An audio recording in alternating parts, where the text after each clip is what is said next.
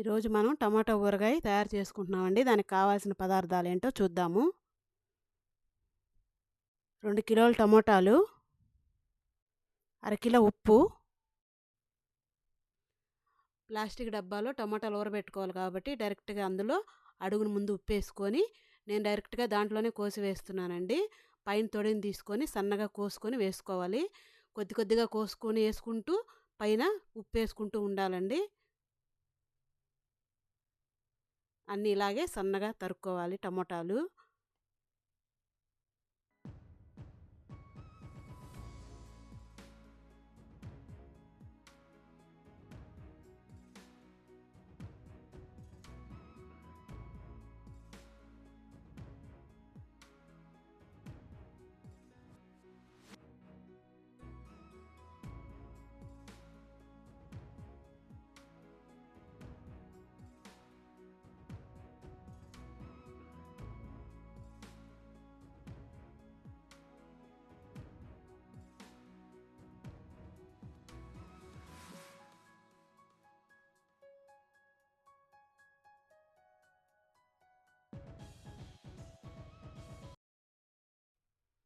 2 కేజీల టమోటాలండి. 2 కేజీల టమోటాలకి పావుసేరుతో 2 పావుసేర్లు ఉప్పేసుకోవాలి. మొత్తం అంతా కలిపేసుకొని ఉప్పంతా పైన వేసేసుకున్నాక చక్కగా పైకి కిందకి కలిసేటట్టు డబ్బాతోటి కుదిలించాలి.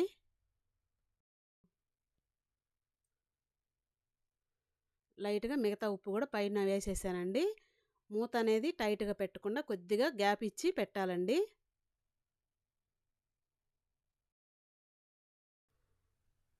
టమోటాలు గట్టిగా వాటర్ అంతా పిండుకొని 2 రోజులు ఎండబెట్టుకోవాలండి. 2 రోజులు ఎండాక ఇంకా పచ్చడి రుబ్బుతాం అనంగా 2, 3 గంటల ముందు చింతపండు అనేది మనం ఆ రసంలో నానబెట్టుకోవాలండి.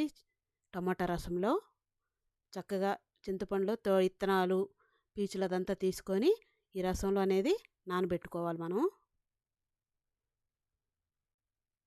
అరకిలో చింతపండు అండి ఇది.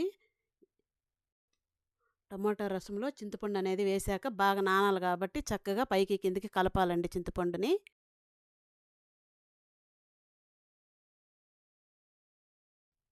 టమాటా ముక్కలు అనేటివి బాగా ఎండిపోయినాయండి ఎండకి. చక్కగా ఇప్పుడు కొద్ది కొద్దిగా మనం మిక్సీకి అనేది వేసుకోవాలి. ఎందుకంటే డైరెక్ట్‌గా గ్రైండర్‌లో మెదగవండి. లైట్‌గా బరగ్గా మిక్సీకి అనేది మనం వేసుకోవాలి కొద్ది కొద్దిగా.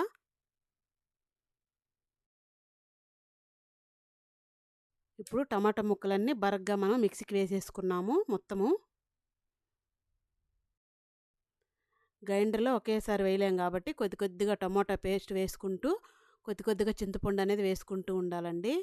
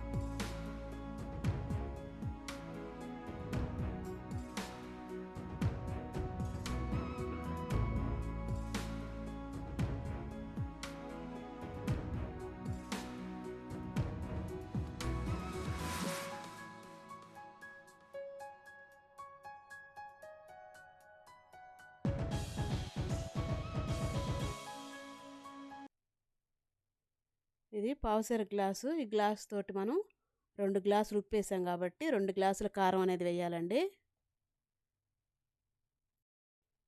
కారం వేసేసుకున్నాం కదండి. ఇప్పుడు మొత్తము టమోటా రసం అనేది ఉంది కదా, చింతపండు నానబెట్టుకున్న వాటర్ మొత్తం పోసేసుకోవాలి ఇప్పుడు.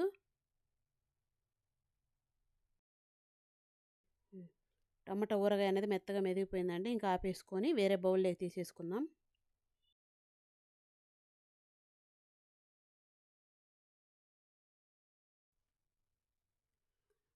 ఇప్పుడు అది ఆల్రెడీ పోపు పెట్టుకున్నానండి కొద్దిగా పచ్చట్లేకి.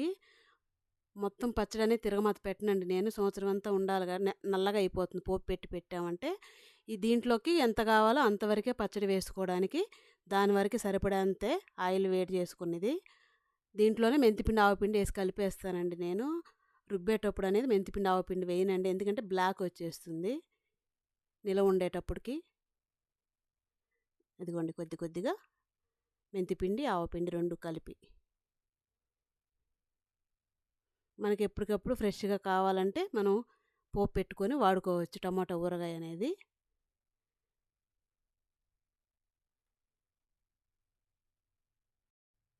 మెంతిపిండి, ఆవపిండి ఏసి బాగా చక్కగా పచ్చడి అనేది కలిపేసుకొని, చక్కగా వేడి వేడి అన్నంలో నెయ్యి వేసుకొని కలుపుకొని తిన్నారంటే చాలా రుచిగా ఉంటుంది. మీరు కూడా ఇంట్లో తయారు చేసుకొని తిని చూడండి, చాలా బాగుంటుంది.